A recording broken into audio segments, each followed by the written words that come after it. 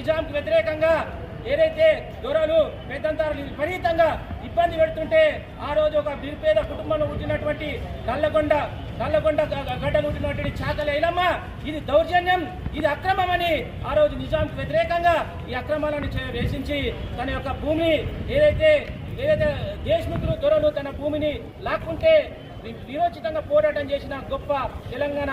రైతంగా తెలంగాణ కోసం ప్రాణాలు అర్పించకొచ్చే గొప్ప వీరవనిత మన చాకలి ఐలమ్మ.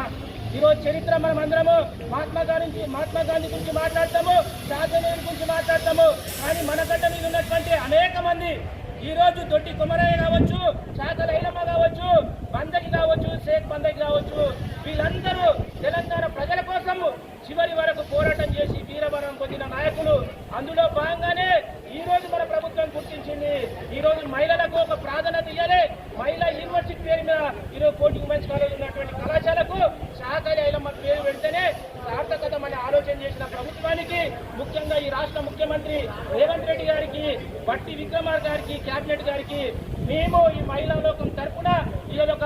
ఇదైతే మన కోటి మహిళా కళాశాల తరఫున మేమందరం ఒక చిన్న సత్కారం చేయాలనే ఆలోచనతో మీరు తీసుకున్న ఈ నిర్ణయం చాలా చారిత్రక నేపథ్యం ఉన్న నిర్ణయము. ఈ నిర్ణయాన్ని పూర్తిగా స్వాగతిస్తూ మహిళలకు ఇచ్చిన గౌరవంగా, విద్యార్థులకు ఇచ్చిన గౌరవంగా భావిస్తూ మీకందరికీ మరొకసారి